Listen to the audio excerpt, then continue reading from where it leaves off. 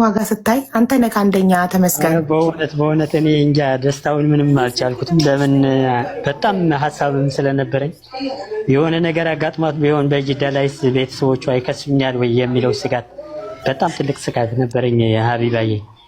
በዛ ላይም ደግሞ በቃ ሸሪዓ ሰጥቻት ነበር እንትንና በሸሪዓው ላይ የሆነ ጉዳት አጋጥሟት ይሆንና እነዚህ ሰዎች ባትኖርስ ምንድነው የሚለው ልጁ ራሱ ምንድነው ያለ ከሞታችን ሞታለች ብለህ ንገረኝ አልበለዚያ እናቴን ካላሳወቀኝ የሚለው ብዙ ነገር ነው የነገረኝና ከዛ በኋላ ያው አንቺ ጋር ለመግባት ራሱ ብዙ እንኳን ብትርም ተመስገን ፈጣሪ ነው የምለው። በጣም እንደዚህ አይን ላይ ማጋናኘታቸው በጣም ነው ደስ ያለኝ ሀቢባዬ። እኔ እንጃ በጣም እውነት ልጅክ እድሜ ልኩን ያመሰግንሃል። አንተ ለፍተክ እንደዚህ ከእናቱ ጋር ስላገናኘከው ልጅክ ጥፋት የእናንተ ነው እንጂ እኔ አሁን እኮ ከዚህ በኋላ የእናንተ ነው፣ ሁሉም ነገር የእናንተ ነው ሀቢባዬ። እኔ ምንም የለፋሁት ነገር ባትመጣ እኛ ምን እናውቃለን? አንተ ፍለጋ ባትመጣ እኛ እንዴት እናውቃለን? ትክክል ነው። ግን በመውጣትክ ነው ያፈላልጋችሁ መሳካቱ ራሱ እንደዚህ አይን ላይ ማገናኛታቸው የሆነ ሰዓት ታመምኩና ማለት ነው። በዚህ ሰዓት እናቱን ሳላገናኘው ሙቼ እንኳን አያስተኛኝም ይሄ ልጅ ነው ያልኩት። እና በቃ በጣም ኩበስ እንኳን በህይወት እያለክ አገናኘካቸው። እንኳን አንተ ምንም ሳትሆን በህይወት እያለክ እናትና ልጅን አገናኘካቸው። እውነት ተባረክ። እንኳን አሞራውን ሳቡት እናቴ እያለ አባቴን ያጠፋኝ እያለ በቃ አያስተኛኝም እያልኩ ነበርና በጣም ነው ሀቡ ደውዬለታለሁ እና ካርድ ምናምን እያለ ነው። ካርድ ከፈለጋችሁ ሱ ቁጥር ላክልኝና እኛ እንልክልሃለን ብዬዋለሁ። ከላከልኝ ሱ ቁጥር ልክልሻለሁ። በኋላ በፔፓል ልክልሻለሁ። እሺ ላክልኝ። እንዲመለስ ጠይቄዋለሁ። ለዳታው ችግር እንደ አንተ የትኬቱ ብቻ ነው ለእኔ በፔፓል ልክልኝ። እኔ ኦንላይን ችግር የለም። የዳታው ልጇም እችላለሁ። ችግር የለውም። ክላስ ልገባ ነው እና በኤርፎን አድርጌ እሰማቸዋለሁ። እሺ አሌክስ፣ እሺ ትርጉም አባትዬ ተረጉማል። አንተ በኤርፎን አድርገህ ብቻ ስማ። ክላስ ግባ፣ ችግር የለም። አረፈድክ በጣም። ልጅሽንም ትምህርት ቤት አስፈቅጂለትና የልጅሽንም ያንቺንም ነው ደርሶ መልስ ትኬት የሚችላችሁ አሞራው። እሺ አስፈቅጂለት፣ ትምህርት ቤት አስፈቅጂለትና ከወንድሙ ጋር ይገናኙ። እሺ ይዘሽው ሂጂ።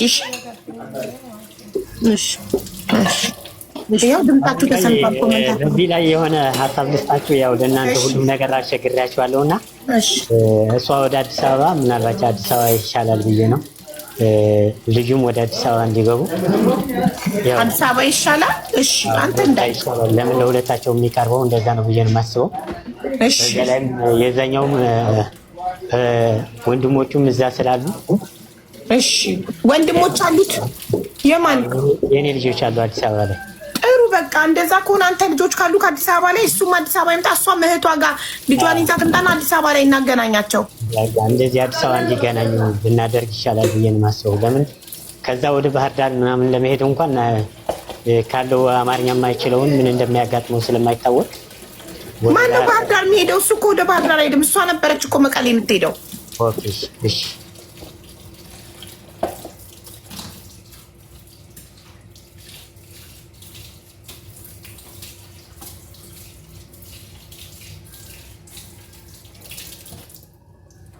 አሰላሙ አለይኩም ወራህመቱላሂ ወበረካቱ። ውድና ብርቅ ድንቅ የሆናችሁ የአገሬ ልጆች ወገን ዘመዶቼ ቪዲዮ እንዳያችሁት ነው። ስልክ ደግሞ ችግር አለበት። ትንሽ ደቂቃ ብዙ ደቂቃ አይቀርጽልኝም ማለት ነው። ያው ፉል ብሏል። ፉል አይደለም ምንም ነገር የለውም፣ ግን የሆነ በሽተኛ ስልክ ነው እና እናትና ልጅ 15 ዓመት ሳይተያዩ እንዴት ይደግ እንዴት ሳይደግ ሳታይ እስከ 15 ዓመት ቆይታ ከ15 ዓመት በኋላ ዛሬ ተገናኝቶ በጣም ሲያለቅሱ እኔ በሰዓቱ ፕሮሰሱ ካለቀ በኋላ ነው ቶክቶክ ሲገባ ሀቢባ ቤት ለቅሶ በለቅሶ ሆኗል ማለት ነውና ይመስለኛል ባልና ሚስት በስደት ነው ይሆን በምን እንደተለያዩ ብቻ አላቅም። ተጣልቶ አይመስለኝም። ተጣልቶ ይሆኑ ብቻ አላቅም። ያው በምን እንደሆነ አላቅም። ብቻ ተለያይተዋል። ልጇን ሳታገኝ ሳታየው ቁጥር ነው የተሸዋወዱት። ቁጥር ጠፋባት። እሱም አላገኛትም። ባልየው በስደት ይሁን እንደዛ ነክ ነገር ነውና የተለያዩት። የሷም ቁጥር ጠፋባት፣ የሱም ቁጥር ጠፋባት ማለት ነው በሚስትዮ እና አሁን ሴት ምስትየው ሌላ ህይወት ኑራት አላቅም፣ አላሁ አለም። ነገሩ ካለቀ በኋላ ነው እኔ ያየሁት ማለት ነው። በጣም ነው የተሰማኝ በጊዜው። ልጅም ደግሞ ቋንቋ አያቅም፣ አማርኛ አያቅም፣ ትግርኛ ነው የሚያውቀው። ያለው ወደ መቀሌ አካባቢ ነው። ከመቀሌም ትንሽ ራቅ ይላል። ትግሬ ሀገር ነው ያለው፣ ትግሬ ሀገር ነው ያለው። እሷ ደግሞ አማራ ክልል ነው ያለችው። በጣም ነበር ስሜታዊ የሆንኩት። በጣም ነበር ብዙ ሰው ያለቀሰው። በቃ እሷ በቃ ያኔ በህይወት አለ ብላ አላሰበችም ነበር። ሱብሃንአላህ ያላህ ነገሩ ነው። አላህ ባለው ቀን፣ አላህ በቀደረው ቀን ተገናኙ።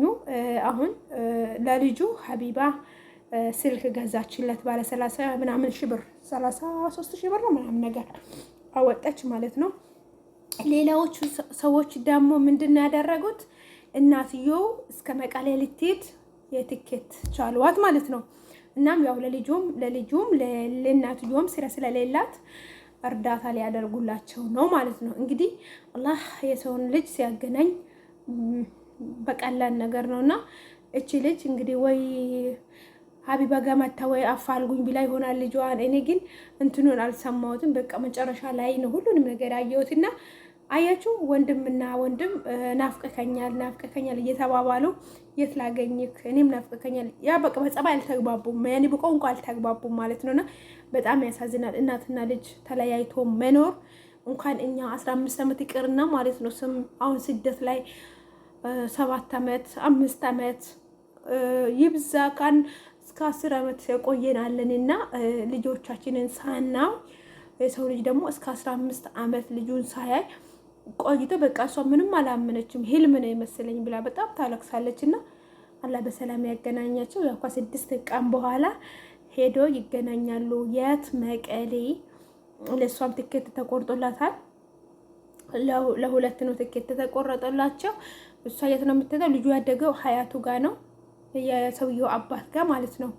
አያት ጋር ያደገው ይመስለኛል። ሰውየውም ስደት ነው ያገናኛቸውም ደግሞ ሰውየው ነው ማለት ነው።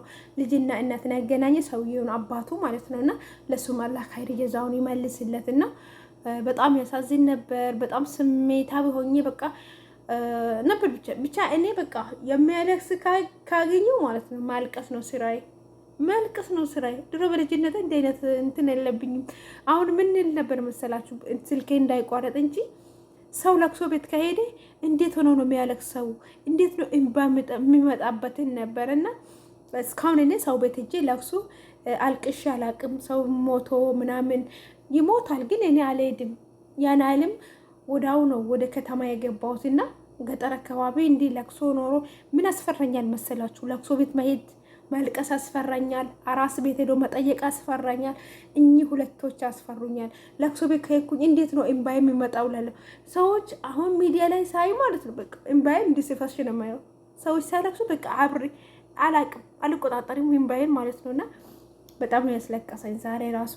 ምክንያቱም እኔም እናት ነኝና አንድ እናት ልጇን ስታገኘው ያለው ስሜት ብስሚላሂ ረህማን ረሂም እንደው አላህ በሰላም ያገናኛቸውና እሷም የእሱን ጠረን ታሽትት እሱም ደግሞ የእናትነት ጠረን ያሽትትና ግን ተለያይቶ መኖር በጣም ከባድ። እናትና ልጅ በተለይ እናትና ልጅ አባት ምንም አይደለም፣ አባት ምንም አይደለም፣ ግን እናትና ልጅ ተለያይቶ መኖር በጣም ያሳዝናልና አላህ አንዳርጋቸው እንደው ወይንም ልጁ ወደ እናቱ መጥቶ አብሮ እንዲኖሩ ወይንም ደግሞ ባልና ሚስት እንዲገናኙ ዱአ አድርጉላቸው። የሰው ልጅ ተለያይቶ ከባድ ነውና ያው በጸባይ ከተለያዩ ምንም ማለት አይደለም ቢገናኙም እና በጣም ነው ያሳዘነችኝ። በጣም ነበር እናትነት ራሱ የተሰማኝ ነበረው።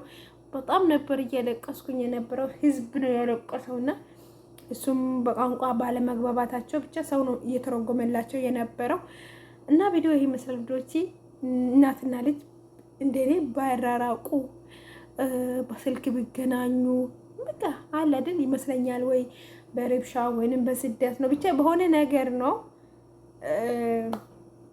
ከባድ ነው ስሜቱ፣ በጣም ከባድ ነው። ቪዲዮውን ላይክ፣ ሼር፣ ሰብስክራይብ አድርጉ። በቃ ስለተሰማኝ ነው። እስቲ እኔም የራሴን ሀሳብ ልስጥበት ብዬ ነው። ሀሳቤ ምንድነው? በቃ እናትና ልጅ ባይለያዩ በቃ እኔ እንጃ በጣም ነው ስሜቱ የሚያማው። ያጀማታል ኸይር እና ወዳቸዋለሁ፣ አከብራቸዋለሁ። ሰላም አለይኩም ወራህመቱላሂ ወበረካቱ።